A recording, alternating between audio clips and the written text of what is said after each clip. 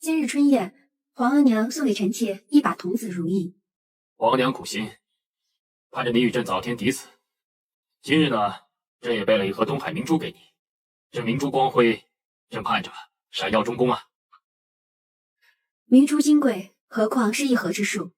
臣妾想到采珠人的辛苦，也不敢枉受。朕知道你不喜奢华，可这明珠再珍贵，也比不上朕对你的心意啊。臣妾多谢皇上。李月啊，把朕备下的迎春礼送给诸位嫔妃吧。是。多谢皇上。都坐下吧。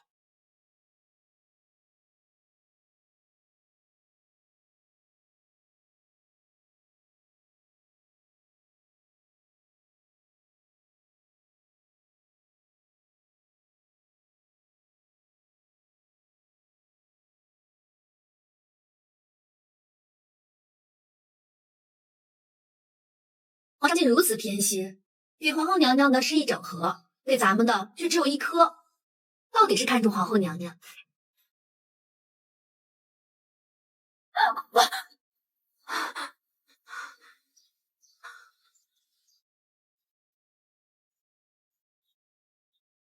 哟，这咱们的都是东海明珠，盛平的锦盒里面红红的是什么呀？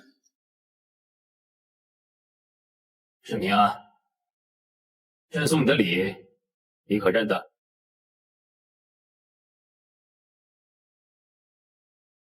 皇上，这是朱砂。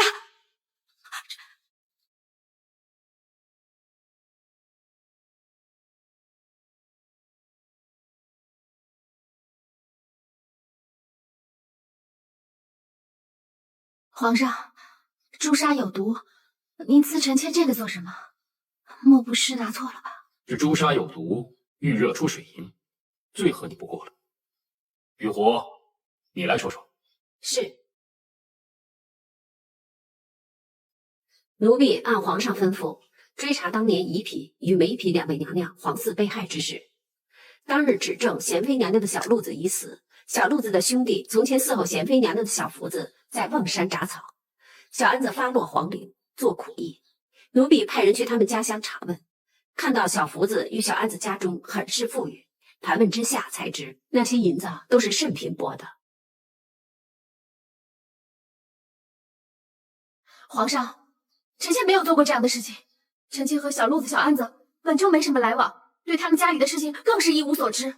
奴婢去问过小安子，才知道当日说贤妃与他讨要朱砂之事，也是慎嫔嘱咐他做的。皇上，臣妾实在是冤枉。臣妾早就听说小安子在慎刑司服役时哑了喉咙，再也不能说话了，如何能说他是臣妾指使的呢？阿若，本宫派人去看过慎刑司的记档，你和你宫里的人都无出了慎刑司的记录。你方才说跟小安子并无来往，那你如何得知他不能说话了？皇上，臣妾只是听说。听谁说啊？说来听听。臣妾只是听说，至于是谁说的，臣妾早就忘了。理不得贤妃心思细腻，连慎刑司的记档都会拿出来查看。本宫当然要查。一个受冤之人，自然要为自己洗冤，求一个清白。慎嫔，你既然说你之前亲眼看到贤妃如何谋害梅嫔和仪嫔，那你自然记得清楚，不会忘记。今天朕要你再与朕说一遍当年的事到底如何，不许错一个字。当年，皇上，当年的事情太过恐怖，臣妾不敢去想，也不敢记得。臣妾只记得贤妃在炭盆和鱼食里添了朱砂，至于细枝末节，臣妾早已经忘了。荒唐！当年你口口声声描述贤妃是如何害了我跟一嫔的孩子，细枝末节无一不明，为何今日却不能一一道来？皇上，此贱婢满口谎言，她一定有问题，皇上一定不能饶恕她。朕今日查问，就是要他说个清楚。皇上，当年苏烈带人搜查延禧宫，就是阿若拦下不给搜查寝殿，才惹人疑心。后来便在贤妃寝殿妆台屉子底下发现了沾染沉水香的朱砂，落实了贤妃的罪过。臣妾就一直在想，若这件事情真是贤妃所为，为何要将朱砂放在如此明显之处？倘若这件事情贤妃不知情，那么究竟有谁可以随意进出贤妃的寝殿，将朱砂放了这么久，以至于沾染了沉水香的气味都不被贤妃察觉？那只能是贤妃的近身侍婢了。看来除了盛平，也没有旁人能够做到吧。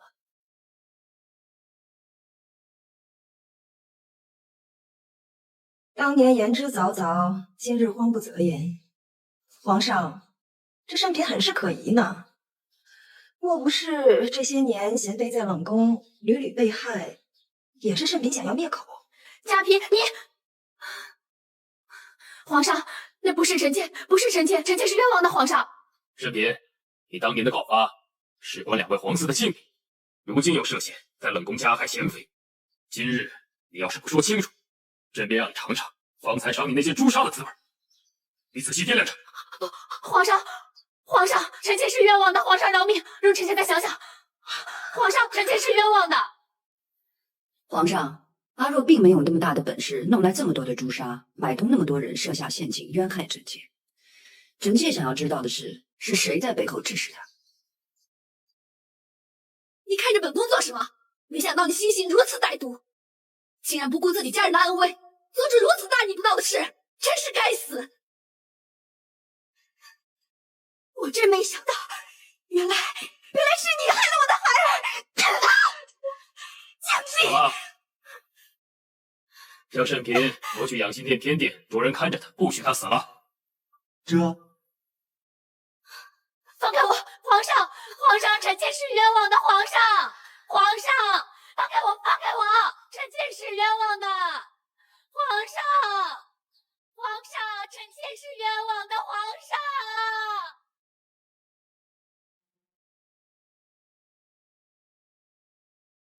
今日家宴，朕原不该说这些，可朕看到皇后，便想起早夭的端惠太子，又想起梅嫔和仪嫔的孩子死得不明不白，朕不能不细问。皇上与臣妾为人父母，如何能不伤心？此事自然要查个水落石出。只是今日天色已晚，有什么事情，皇上也等到明日再查吧。那朕先回养心殿了。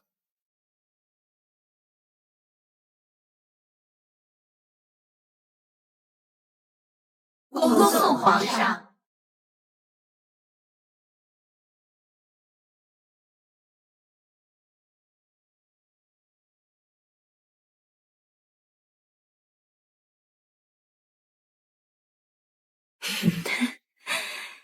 今天闹了这么一大出，看来皇上早就留先招了。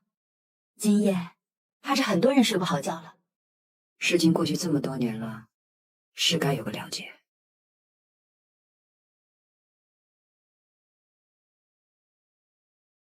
皇后娘娘、贵妃娘娘来了。让他进来。这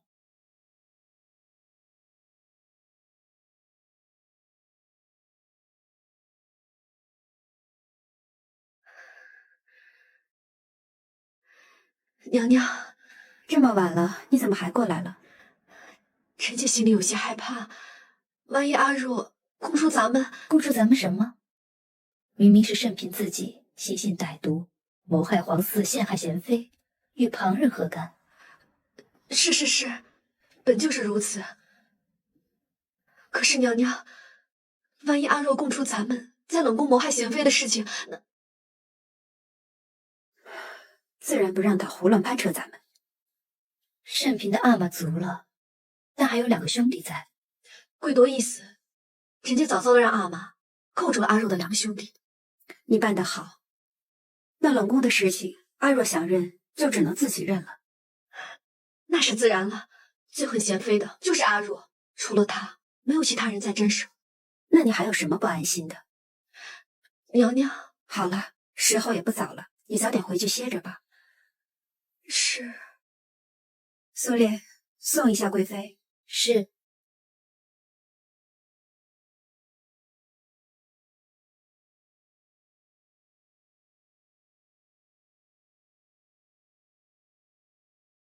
把这衣服给我换上！有罪的奴婢，不配穿这个。不，这不是本宫的衣服。李玉公公，本宫要求见皇上，转告皇上，本宫是冤枉的，真的是冤枉的。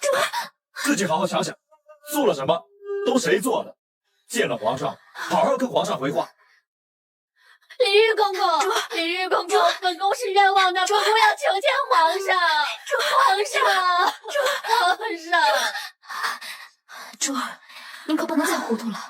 贵妃娘娘让奴婢给您递个话，您的2个弟弟，诉说伦家现在仅剩的难题，生死可就掌握在您的手里。贵妃，珠儿，现在事情都出了，就看你想要保谁了。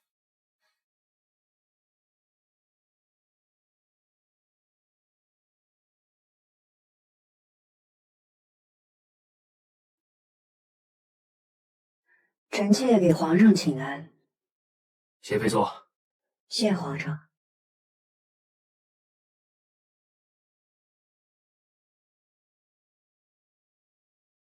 二若，昨日朕留你脸面，还许你在偏殿住了一晚。如今只有朕和贤妃在，有什么话你尽可说了吧。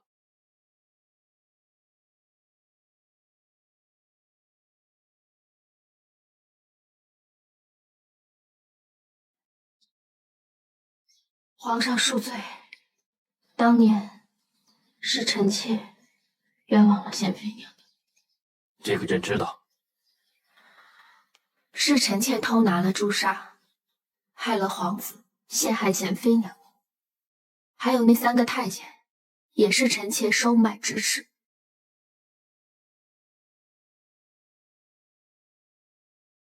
阿若啊，你一个人能做什么？皇上和本宫心里有数。哪些事儿不是你做的，又是谁在背后指使的你？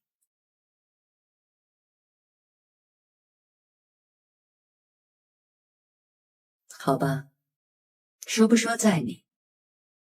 只是谋害皇嗣是株连九族的重罪，你要是想一个人都揽了，本宫也拦不住你。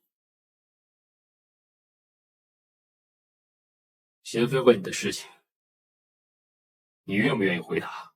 你自己好好想想。朕再问你一件事情，贤妃在冷宫的饮食是谁放的砒霜？皇上，这个不是臣妾，真的不是臣妾。那是谁？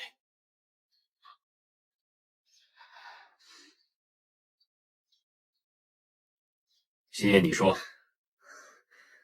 回皇上，奴婢平时服侍主日常，主做什么奴婢不太清楚，但奴婢知道主深以贤妃娘娘为恨，尤其是发现皇上有条帕子是贤妃娘娘的旧物，那时候主就说过想要除掉贤妃娘娘。主您别怪我，这时候心眼只能说实话了。到了现在这时候，您做了什么，您还是自己认了吧，逃是逃不掉的。二若，你的婢女都这么说了，还不赶紧招了？贤妃在冷宫时，你为了要除掉她，你还做了些什么事情？是，冷宫里走水也好，闹蛇也好，都是臣妾做。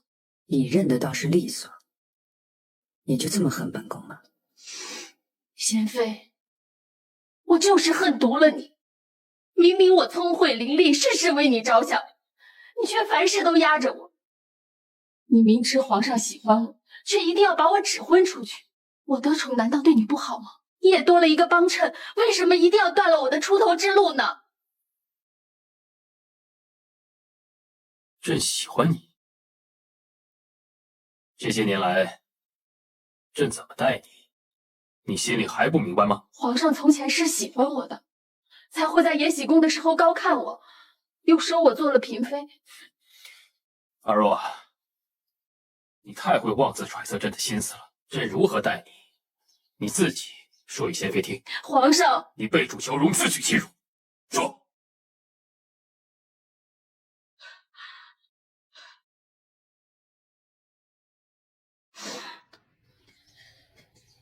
这些年来，皇上从来没有宠幸过我。每回事情我都是披着一袭薄毯跪在地上。每一个事情的夜晚皆是如此，皇上从来没有碰过我。贤妃，你以为你在冷宫的日子难过，我在外头的日子就好过吗？白天我是主，受尽了皇上的恩赏，可到了皇上身边一个人的时候，我依旧是一个低贱的奴婢。可即便是这样，落在旁人眼里，我受尽了皇上的宠爱，所以我不得不忍受他们的嫉妒和嘲讽。贤妃，这一切都是因为你，皇上才会如此待我，我怎能不恨？你如今觉得不甘心了吗？朕告诉你，这一切都是你自找的。皇上，从前在延禧宫的时候，您夸我机灵聪慧，我从慎刑司出来，您留我在身边。可是您却一直这样待我，这么多年了，臣妾心里不明白。与其如此，不如杀了我是个痛快。若不是朕留住你，这几年来，你早不知死在谁的手上了。那么谁能把贤妃的冤屈说个清楚，还她个清白呢？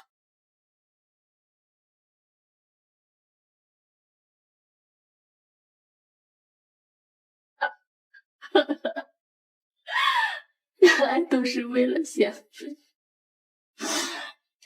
皇上竟这样待臣妾对您的一片真心。真心？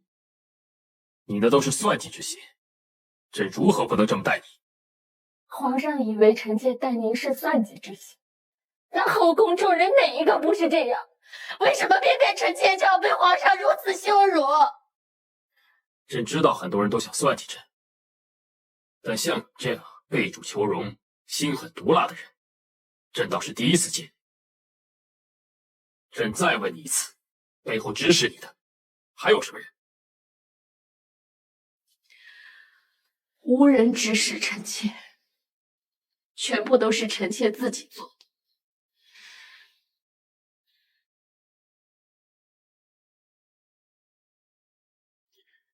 贤妃，你去书房等着朕，朕一会儿就过去。你们都下去吧。是。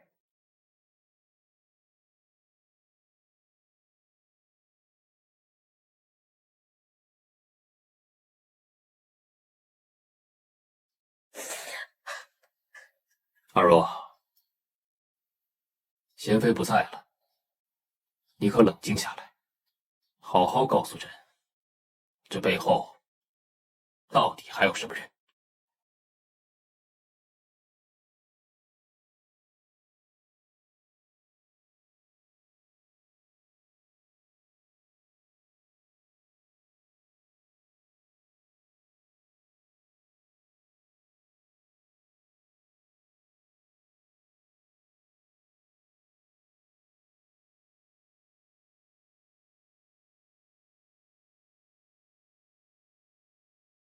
皇上，朕问了阿若许久，怕他当着你的面不肯招权，但他还是说这是他一个人做的。臣妾不相信他一个人可以做成这些事儿。朕知道你不相信阿若的话，朕也不信。可是朕总不能把后宫所有嫌疑的嫔妃都一一问罪，如此一来，只会乱了后宫。所以朕希望你明白，到阿若为止，再也没有别人了。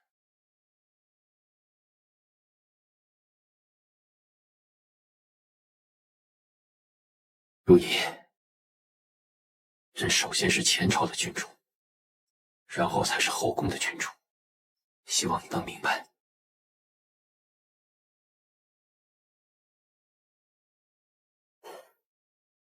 皇上的用心，臣妾能明白。皇上与臣妾如此坦然，没有隔阂，能得皇上如此相待，臣妾也心安了。如意，朕真的希望从此以后，你我再也没有隔阂。